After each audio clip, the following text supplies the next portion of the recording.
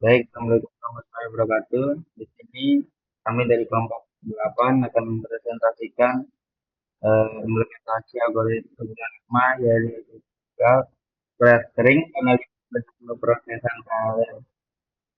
Clustering ini adalah data pengatur. Ini program transaksi dengan NIM F1D024 Nah, kemudian saya Emis Media Hadi dengan NIM F1 D0 2410 120. Saya Yoga Diguna dengan NIM F1D024100028. Ya, dari kuliah Unaji dengan NIM F1D02410 100. Baik, baik, untuk pertama itu kita coba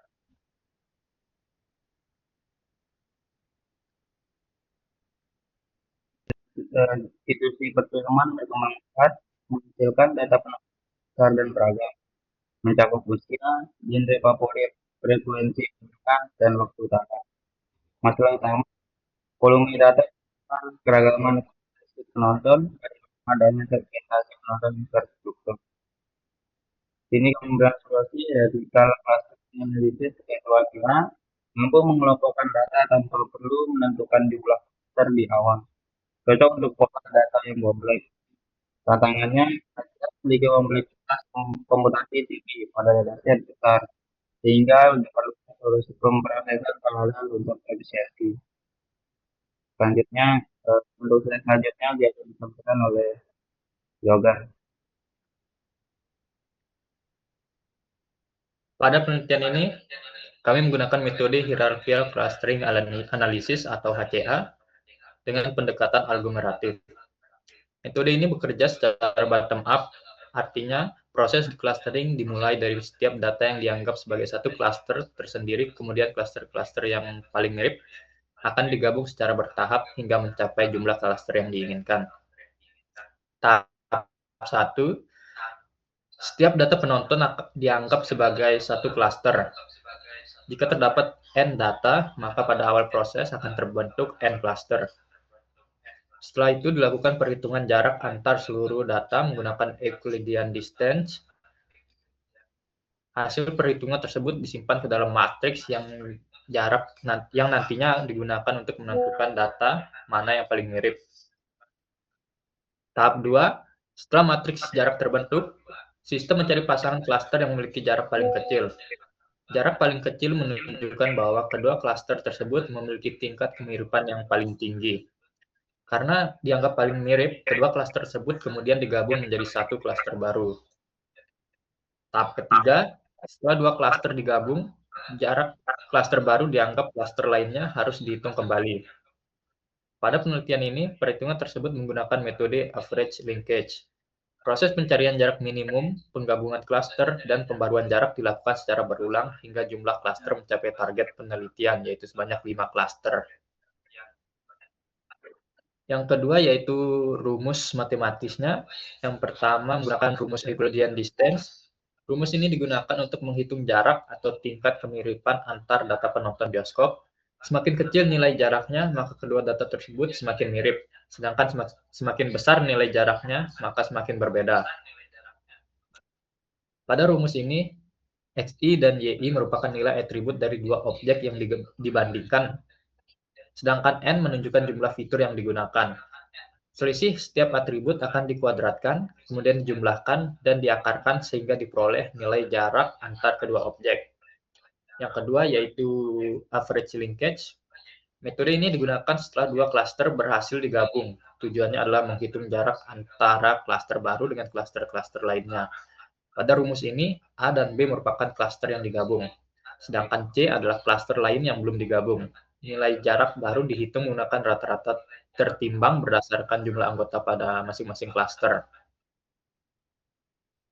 Jadi, proses clustering pada penelitian ini dimulai dengan menghitung jarak antar data menggunakan Euclidean distance. Selanjutnya, sistem mencari klaster yang paling mirip untuk digabung.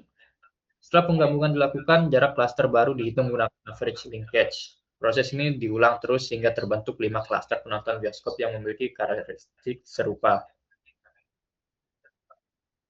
Baik, baik, selanjutnya selanjutnya. Ya,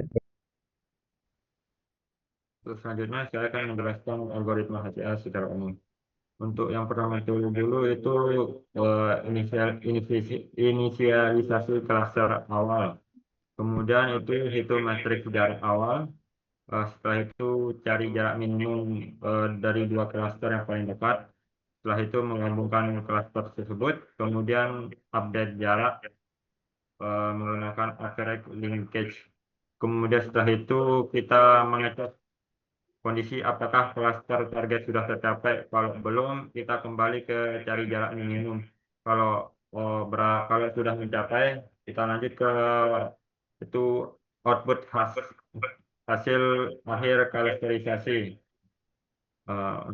Untuk slide selanjutnya itu data dan skenario pengujian. Untuk untuk data yang kami gunakan itu data sintetis penonton bioskop dengan 12 fitur seperti usia, pendapatan, frekuensi kunjungan, genre favorit, waktu kunjungan, dan atribut demografis lainnya. Data eh, dibangkitkan secara sintetis untuk mensimulasikan perilaku penonton nyata. Untuk parameter pengujiannya itu ukuran datanya dari 200 hingga 2000 penonton. Jumlah prosesor yang dipakai dari 4 hingga 22 prosesor. Dan dimensi atau fitur dari 3 hingga 12 dimensi. Untuk target cluster yang ditetapkan yaitu sebesar 5 untuk semua skenario. Untuk prosedur evaluasinya itu setiap skenario diulang sebanyak 3 kali dan hasilnya dirata-ratakan untuk meminimalkan variasi. Matriks utama yang diukur adalah waktu eksekusi dan efisiensi paralelisasi antara proses MVI. Selanjutnya saya serahkan kepada teman saya Yadan.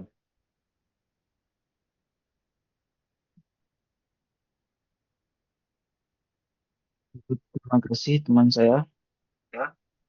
Jadi kali ini hasil pengujian kami yang dimana pada grafik ini kami menggunakan variasi dari banyak jumlah prosesor yang kami gunakan mulai dari jumlah 4 prosesor hingga 22 prosesor. Nah, berikut data yang kami dapat di sini untuk jumlah 1000 data, ternyata efisiensi waktu itu lebih baik jika menggunakan 6 prosesor. Tidak seperti prosesor yang lebih kecil atau yang lebih besar lainnya, efisiensi waktu yang dihasilkan justru lebih buruk, yang dimana mulai dari prosesor 4 14 juta sudah terlihat datanya itu semakin tidak efisien lagi waktunya. Tidak seperti jumlah prosesor pada yang lebih kecil dari 14. Jadi untuk data prosesor ini yang kita dapatkan nilai yang paling tingginya itu, yang paling tidak efisiennya itu adalah di 22 prosesor dalam eh, 1000 data ini. Selanjutnya, selanjutnya di sini merupakan grafik yang menggunakan variasi dari jumlah data, mulai dari 200 hingga 2000 data. Di mana pada grafik ini kami menggunakan jumlah prosesor yang tetap, yaitu 10 prosesor saja. Pada grafik ini sudah terlihat jelas bahwa mulai dari data 200 hingga 400 dan seterusnya tidak ada terjadi efisiensi waktu yang semakin membaik ya. Jadi karena dia datanya semakin meningkat jumlahnya sehingga menyebabkan eh, waktu yang dibutuhkan dalam pengolahan datanya itu lebih lambat. Jadi ini berlaku em, karena hukum HCA yaitu ya 0 0 pangkat n 0 dalam kurung n pangkat 2 yang dimana yang menyebabkan bebannya itu lebih berat daripada eh, bentuk metode lainnya yang nol dalam kurung n tanpa pangkat 2.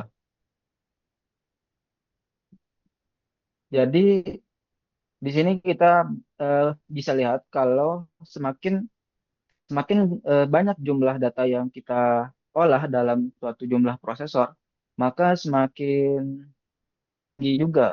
banyak juga waktu yang dibutuhkan untuk mendapatkan output datanya. Selanjutnya,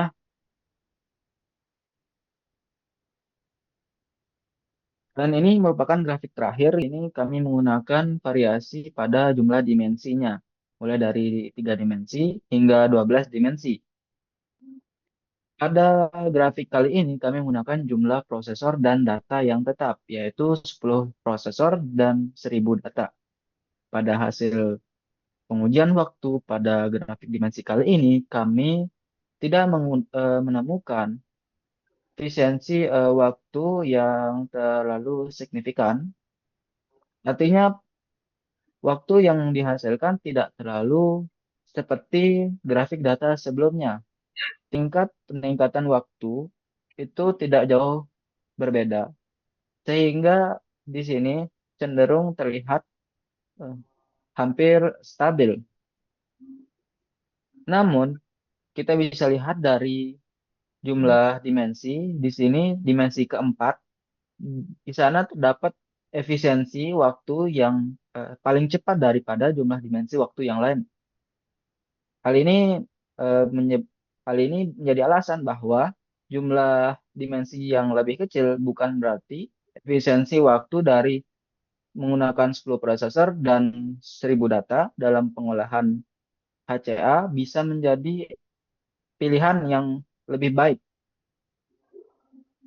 Lalu di sini kita dapat untuk waktu output yang paling tinggi itu pada jumlah dimensi 10.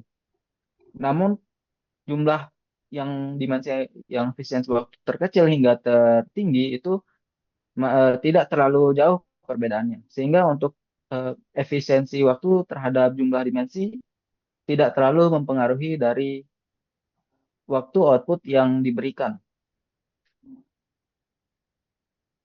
Oke, jadi selanjutnya,